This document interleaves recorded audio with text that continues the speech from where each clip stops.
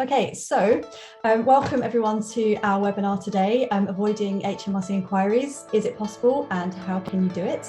Our hosts today are Jen Badger and Ian Cashin, your familiar faces for our monthly webinars. Both are our in-house R&D tax experts. I'm Suze, I'll be the compere for today.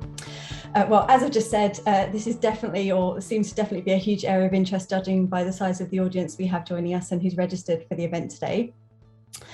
The phrase HMRC inquiry is sure to send shivers down anyone's spine. Fun fact, sector experience generally suggests that only a tiny proportion of claims submitted per year are flagged for inquiry, around 1 to 2%, but there is an audibly and what seems to be a disproportionate fear of inquiries. From our experience talking to accountants who don't currently offer R&D tax services to their clients, to those who only choose to handle the less complex claims in-house, the biggest concerns we hear tend to be twofold. Firstly, the time it takes to put a claim together, and secondly, the risk of an inquiry being raised and everything that follows thereafter. I'm sure many of you will have heard that HMRC is ramping up their compliance checking team, so there is no doubt that the number of claims going into inquiry will increase over time. This move has been in direct response to calls from the sector for HMRC to police the scheme more closely, to prevent dubious claims being submitted and paid out. And from our perspective, this is a really positive move that will hopefully improve and raise the standards, ensuring that attention to the scheme guidance is being adhered to, and essentially that providers are carrying out the required amount of due diligence on behalf of their clients. So today, Jen and Ian are going to take you through why an inquiry might arise, what the process is, and how to manage risk more generally, but also how important a robust narrative and strong methodology is to ensure your client's claims in the event of an inquiry will stand up to HMRC scrutiny, and how WhisperClaims software can help you with that. For anyone who's not familiar with us, we are a technology company focused on helping accountants to build new revenues by launching their own in-house R&D tax service, or by servicing their own clients more effectively by providing software combined with an extensive support wrap, and therefore no need to outsource. We're here to assist and guide our users day to day by phone, email, live chats, and we regularly run webinars like today to talk about topics within the sector that are not commonplace to tackle. We're currently working with over 150 firms in the UK with more than 400 users within those firms, and we're growing and expanding into more and more month on month. So without further ado, let's get things rolling. So before we get into it, Jen, if you wouldn't mind just popping up, thank you, the questions slide. We will have our usual Q&A today near the end of the session. We love answering your questions, so please do have them ready and feel free to start firing them over as soon as possible. There's just some instructions here about how to use the chat box and the Q&A. If you do have a specific question for the panel, please do use the Q&A box because it helps us manage the flow of everything a bit better and a bit smoother. So over to you, Ian and Jen. Suze. Sorry, I'm finding, yes, okay. So yeah, today we're going to talk everything we know about inquiries. Ian and I have dealt with, I think, quite a lot between us in our time in this industry. So just to make sure that we kind of all understand what we're talking about, we will actually cover, before we talk about how you avoid the inquiries, actually what an inquiry is. And what actually happens during that inquiry, what the kind of process is for working with HMRC and defending it, before we talk about if you can avoid it and sort of how you might be able to do that. And then we'll move on to the Q&A. So first of all, I'm going to pass over to Ian.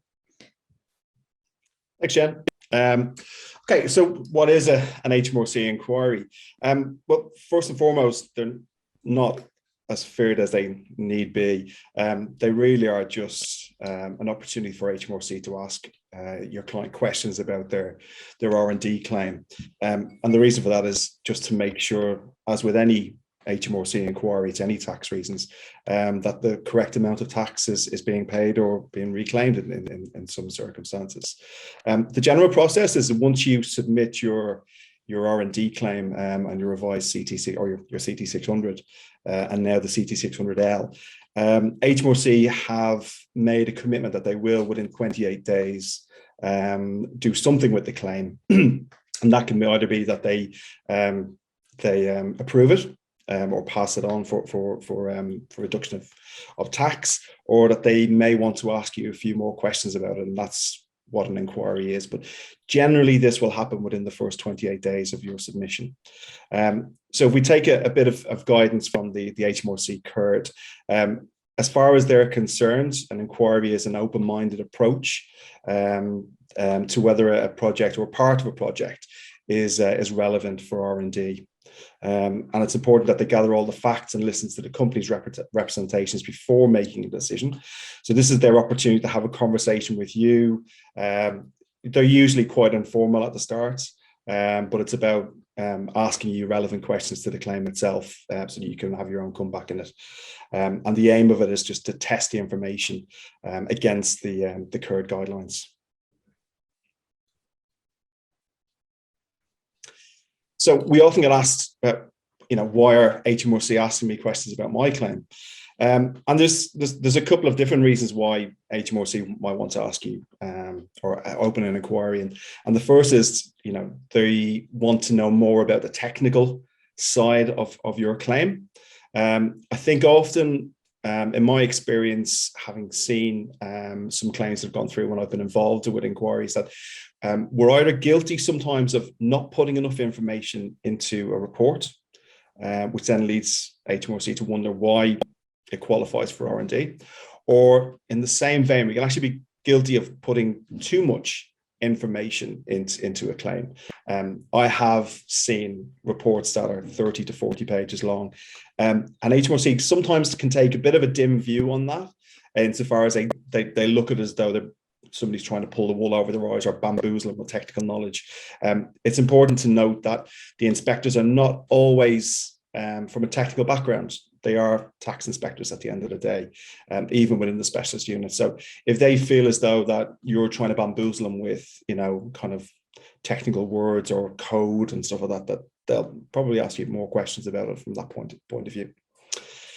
And the other reason that they might want to do it is they might not be satisfied with the financial side of the claim.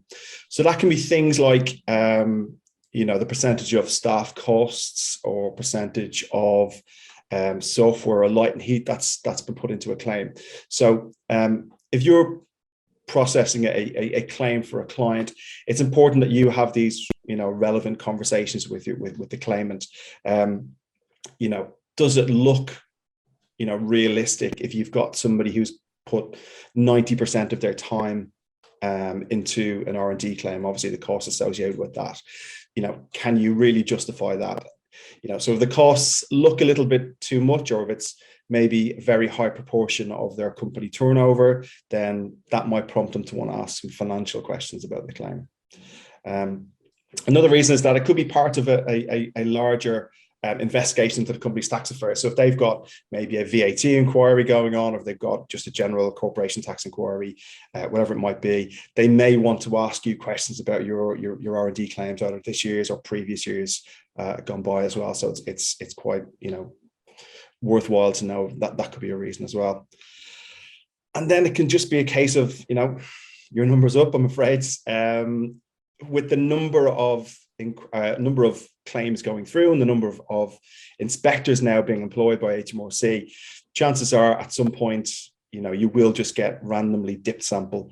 As Sue's mentioned, currently and historically, it has always tracked roughly at, somewhere around a kind of 2% of inquiry rate. So that's 2 in every 100 claims that go through will generally just get sampled for some reason or another. So it's worthwhile just to know about that as well. Thanks, Ian. So one thing we also get asked a lot is actually what's the inquiry process? A lot of our clients are doing definitely fewer than 20, quite a lot of them are doing fewer than 10 claims in a year. So actually, as Ian says, if there's a 1 to 2% chance of any claim being inquired, if you're doing a really low number, you probably haven't ever seen an inquiry or had to deal with an inquiry. So we thought it'd be helpful before, again, we get into avoiding it, to talk about actually what happens in an inquiry and the kind of stages of that.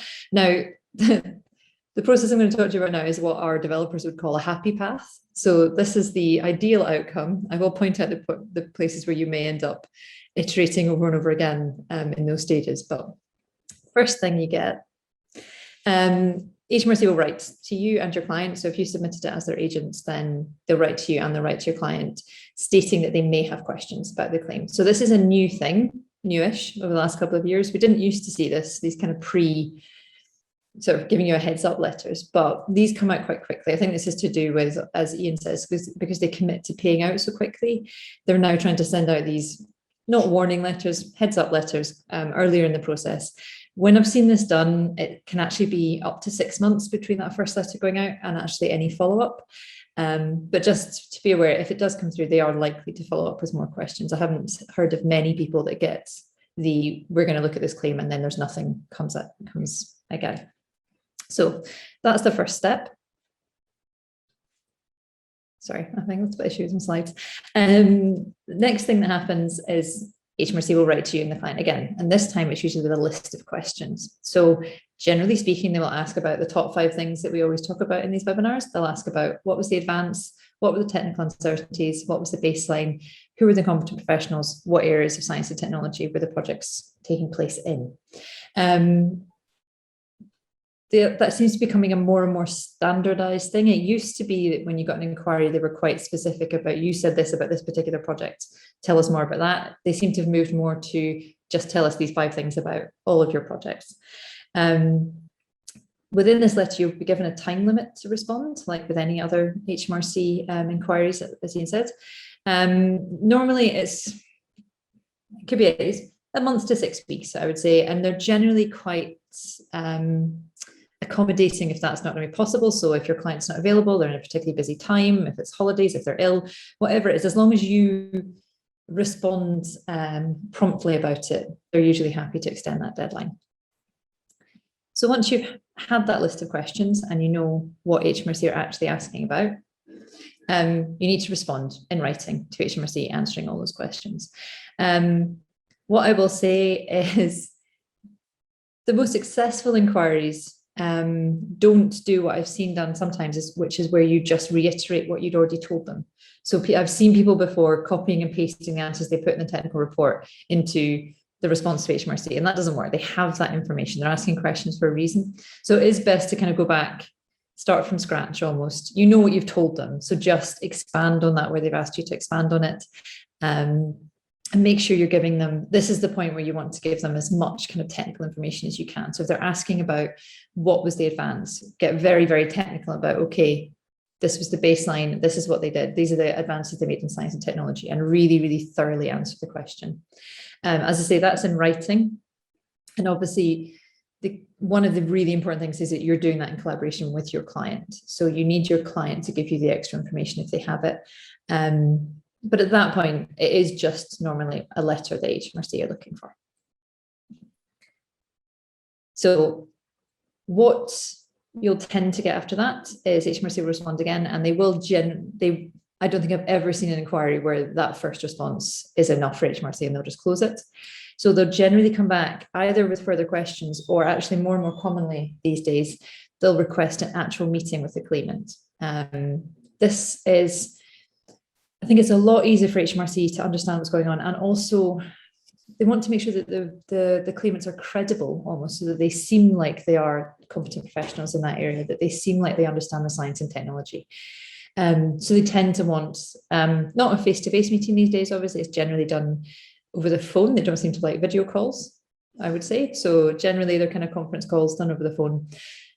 They'll generally be happy for you to be there, but they will want your client to be answering the questions on the whole. So you can be there to give your client advice. And obviously, we would definitely advise coaching your client, helping them prepare, helping them, making sure that they fully understand the guidance and how their projects fit into that guidance, so that they're not tripping themselves up.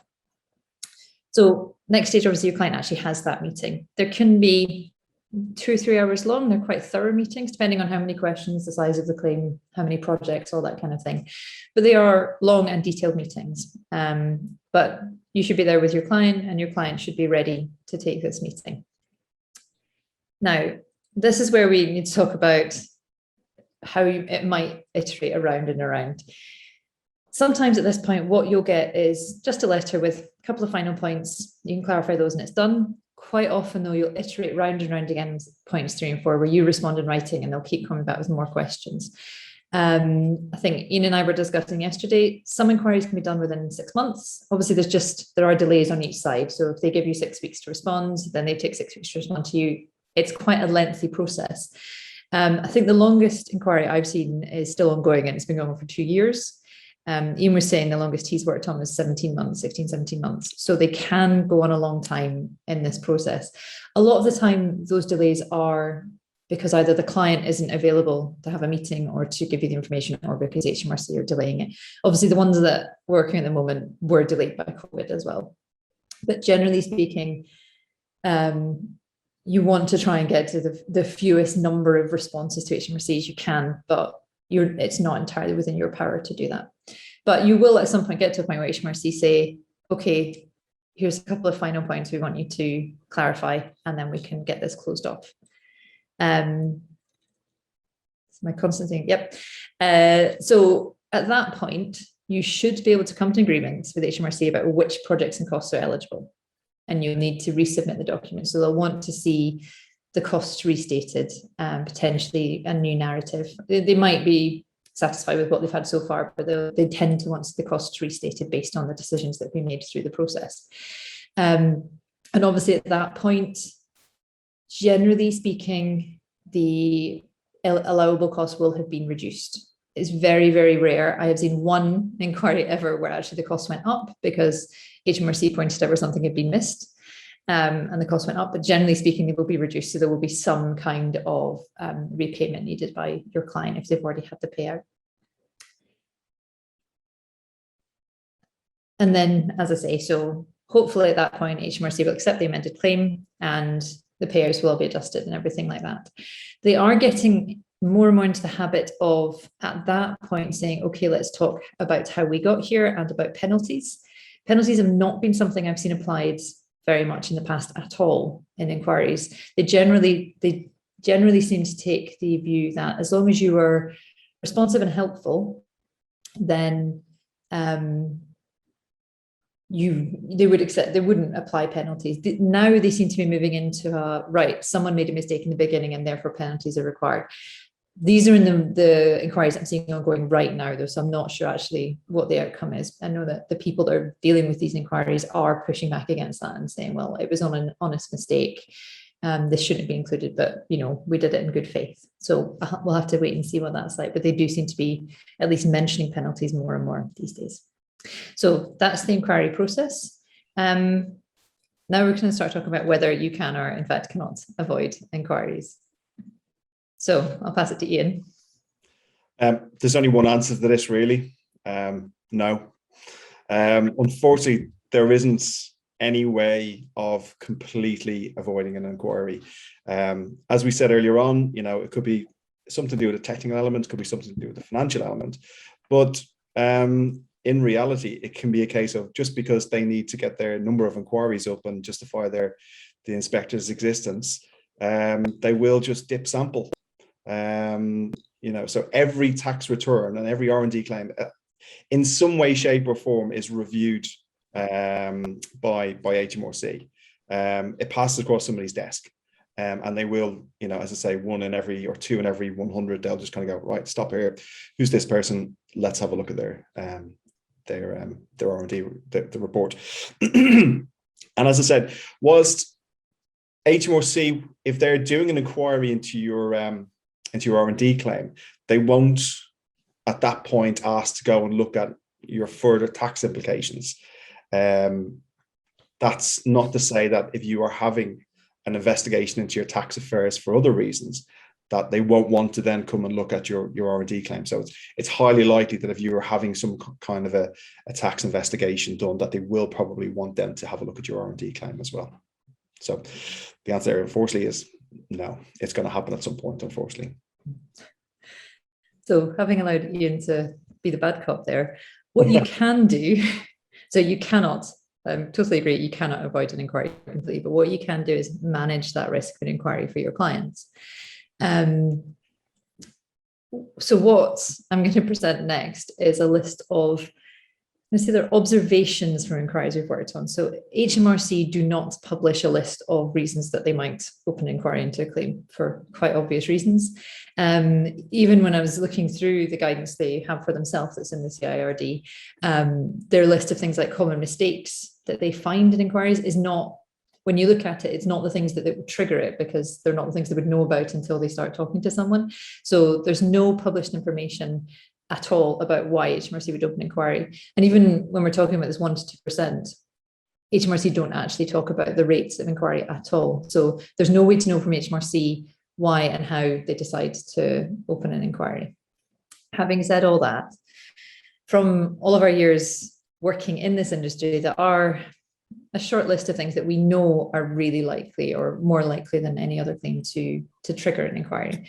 So first thing is big year-on-year changes in claim size. So if you've got a small software company that's been going on for 2-3 years claiming 10 to 15k of eligible expenditure a year, and then they suddenly claim $500,000, that seems to set off alarm bells at HMRC, that there's just a sudden jump.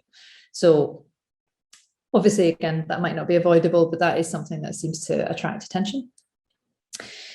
Also, if the claim size feels disproportionate relative to either the revenue of the company or the industry or sector of the company. So, for example, and Ian and I differ a little bit on this, but as a rule of thumb, if you've got a manufacturing company, well-established manufacturing company that's just doing mostly day-to-day business, you wouldn't expect the eligible expenditure to be above 10%. Ian would say 2 to 3%, but definitely a really low percentage of what their revenue figures are.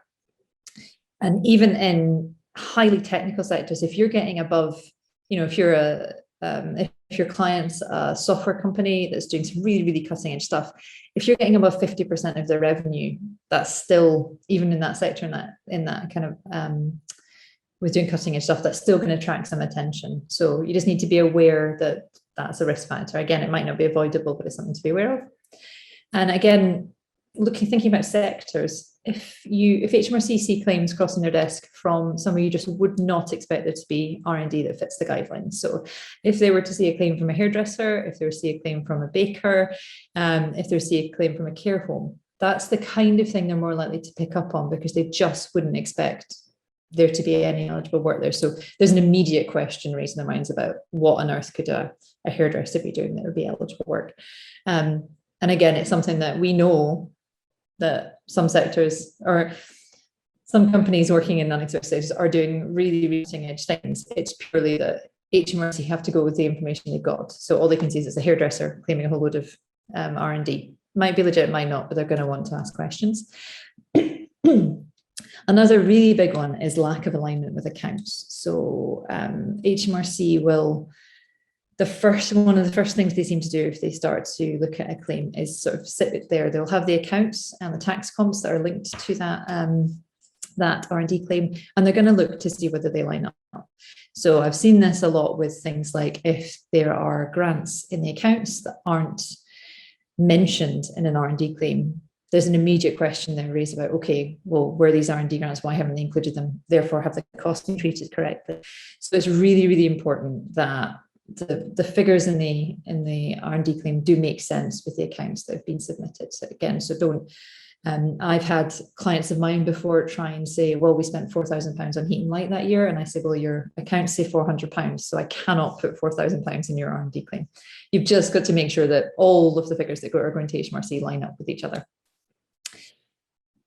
If you submit something where there's a really good description of the work, but it doesn't look like HMRC doesn't look like R&D to HMRC, then obviously they're going to ask questions about that. So you need to make sure that all the descriptions of the work itself is obviously eligible, but also that the descriptions of the work bring out the things that HMRC are looking for. So they almost tick HMRC's boxes that they have uncertainty, they are in advance, that kind of thing. Other ones that we kind of thought of at the end, which actually are really important, are uplifted claims. So this is something that I would say most of the companies I've spoken to and work with, more established companies that do this, don't ever want to do uplifted claims. So this is where a client has submitted an R&D claim. Quite often they've then gone to a different provider, a different person to look at the claim, and that person said, oh, we can get you way more money than that. and they've then submitted the tax comps tax return for that year with an inflated R&D claim. So because it's gone through once and it's a resubmission, it's far, far more likely to be looked at. And I would say that most ethical providers of R&D would steer away from that quite strongly, because the risk is almost certainly not worth it unless the difference in the claim is massive. Because it's just so likely to attract attention, and they'll look into the original claim, not just the resubmitted claim. So you'll end up with a whole load of questions to deal with. And the other one that's a new tactic that HMRC seem to go for is actually claims from unscrupulous providers. So what they seem to be doing in this kind of random sampling, if they notice a pattern, so they're seeing a cluster of badly put together claims or ineligible claims as it might be, and they can trace them all back to the same provider, generally a consultant, I would say, sometimes an accountant. They have taken to really going after every claim from that provider. They seem to be wanting to pick off the unscrupulous providers, which obviously from an industry-wide point of view is a really good thing. But obviously if you as an accountant, for example, have had a lot of your work with the same provider and then they're targeted by HMRC, that will land a lot of work on your desk. So from that point of view, just to be aware that HMRC might go after individual providers. And if you are recommending a third-party provider to your clients, then making sure that they are producing robust and eligible claims is a really, really important thing. Now we're trying to remember where we're going next. I think I'm passing back to Ian. Yep. Yeah, good. Okay. So yeah, as Jen has said, the best way to avoid, well, not avoid, we say we can't avoid, but to reduce the risk of having an inquiry is, just following a robust process. And that would be making sure that if you're advising your client on how to put together the R&D claim and the elements of it, that make sure you are aware of the types of thing that HMRC want to hear. Make sure that you have challenged your client and to be able to ensure that the narrative that you're going to provide ticks the boxes with HMRC, that there is an advance in the field of science and technology, that they did come across some technical uncertainties. They used competent professionals and they attempted to go over these by doing things that weren't immediately available to them to be able to do. And then, put together a proper, well-written narrative that goes with that. Be uniform with your process as well. So having that same kind of methodology of how you approach the client and how you write the reports always helps. But also it's important to acknowledge the risks that you can't remove. And as Jen pointed out at the very start, sometimes you'll have a client who for the last maybe 2 years has claimed, let's say £100,000, and all of a sudden this year their claim has gone up to £200,000. That doesn't necessarily mean it's not a valid claim. This year particularly, we've seen a lot of companies change their way of working due to COVID. They've changed what they even do. We saw a lot of people kind of changing the manufacturing process to make sanitizers, to make PPE for the NHS. So, just because a company has been claiming X amount for the last number of years, doesn't mean they will always have the same amount every year. And if you put that, address that head on, put that in your report to say, due to, an increase in demand or an increase in market factors or, an increase in whatever it might be, tackle that head on, approach that with HMRC, and that will reduce the risk of them wanting to ask you any more uncomfortable questions about it going forward.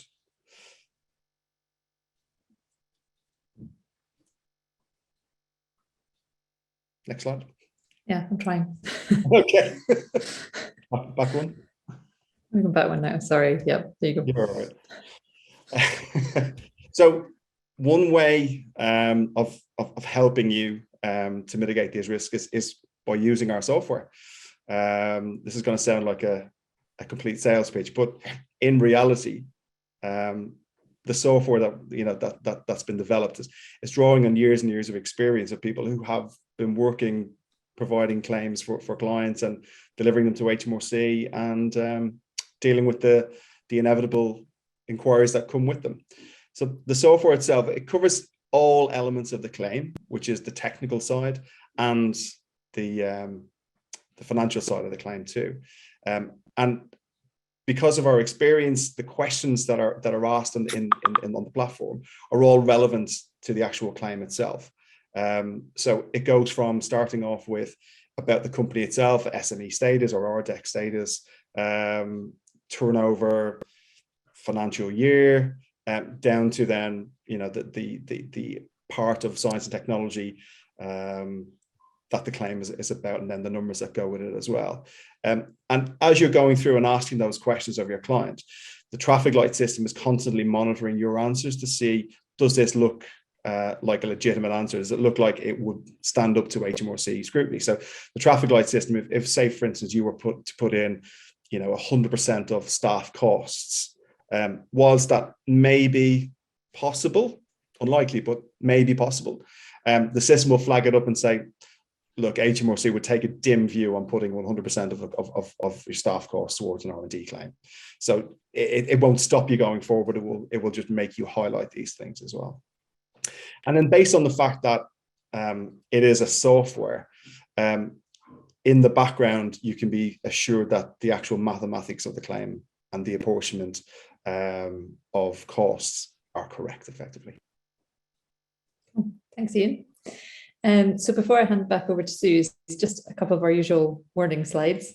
I know that some people listening to this will have seen, for example, our list of risk factors and gone, well, I've submitted loads of claims and I've never had an inquiry, and they've all looked like that.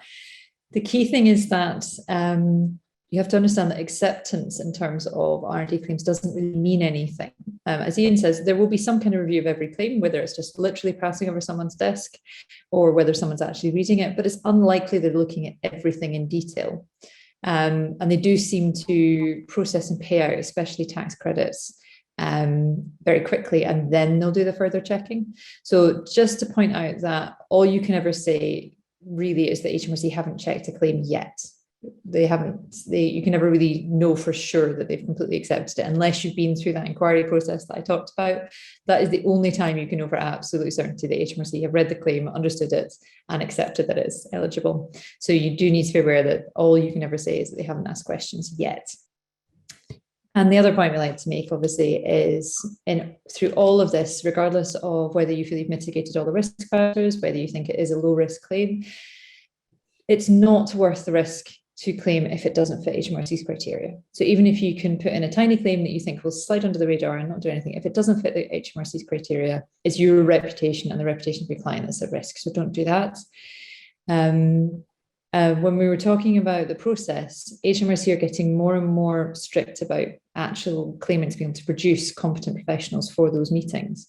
So that's why we say if the claimant company can't produce a competent professional in the relevant area of science and technology, again, don't submit the claim because it's almost certainly not theirs.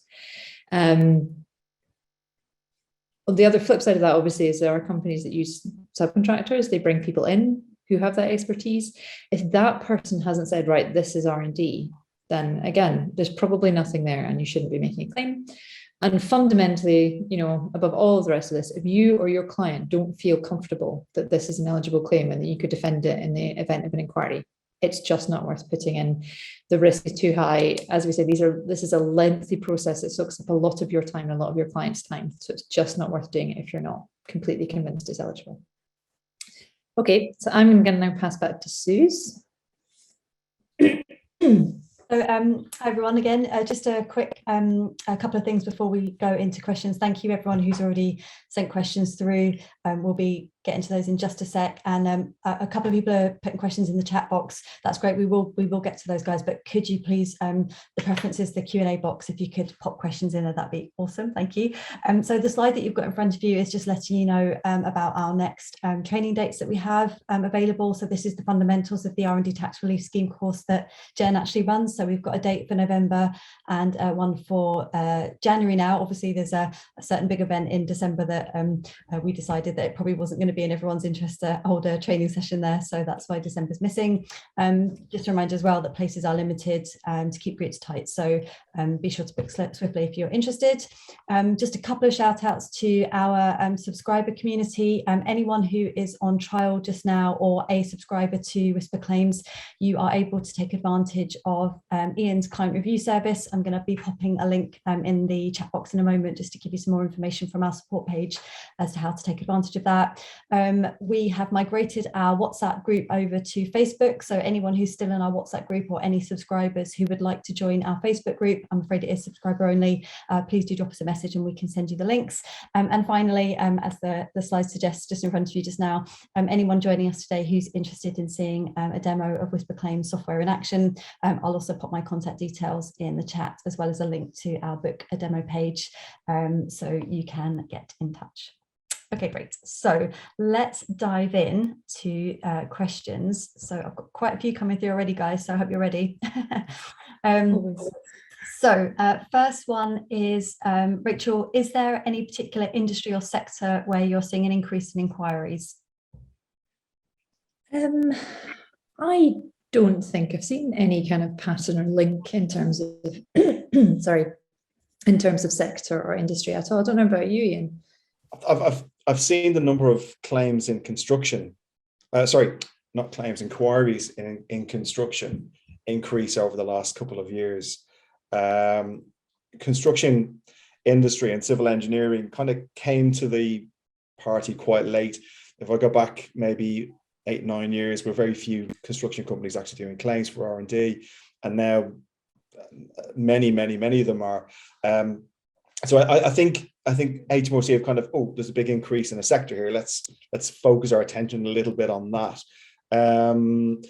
I mean, from our perspective, we are a software company, and we kind of rely on our users to tell us that a claim for their client went into inquiry. We wouldn't necessarily hear about them straight away in that sense. But from my own experience, I am aware that construction and civil engineering claims or inquiries have increased slightly over the last couple of years. Okay. Okay, one from Matthew. We have a number of clients with repayments below 20k eligible spend, I assume. We have been a little cautious of going above this level for them. Do you know if there are any thresholds for claim sizes and the level of scrutiny? So this is one of those things you don't like to say out loud because it's not an official thing. If this was 18 months, 2 years ago, I'd have said, yeah, HMRC don't tend to look at claims with eligible expenditure of below 80k statistically. However, what we've seen a massive increase in the last 2 years, 18 months, I think, as HMRC have staffed up and they're potentially maybe picking smaller claims as training claims for their new compliance officers. There doesn't seem to be any lower threshold for what they'll look at or what level of scrutiny they'll give it. Their own guidance does say that their process should be adjusted to take account of the size of the company, the size of the claim, that kind of thing. But generally speaking, there's no, at the moment, it's not like I could say to you, oh yeah, if you put in a claim of less than 20k repayment, then it'll sail through. That's just not true anymore. I think back in the day, so say 5 or 6 years ago, you could be fairly confident in that just because HMRC was really understaffed and therefore they were focusing on the bigger wins. But these days they seem to be sampling from across the spectrum. Thanks, guys. I've got 2 questions, one from Adrian and one from Richard, that are very similar, so hopefully we can tackle these 2 together. So basically it's around advanced assurance. So is there any value in advanced assurance if there's no guarantee of avoiding an inquiry? So I can see both the questions, because I know the other one is around, to our knowledge, has there ever been an inquiry where they've been given advanced assurance? So I think taking these 2 together, I have never heard of an inquiry where a company's had advanced assurance. However, the number of advanced assurance claims is so low that, again, statistically speaking, the chances of one of them being picked up for inquiry is incredibly low. The point of advanced assurance, I suppose, is that you're almost doing a pre-inquiry. So you're agreeing it with HMRC up front. So you shouldn't see an inquiry if you've had advanced assurance. However, the problem with advance assurance, this is something that I've seen actually very recently with one of our clients, is it's really restrictive. So if your client gets advance assurance, that obviously that says that their claims for 3 years can go through and it's fine.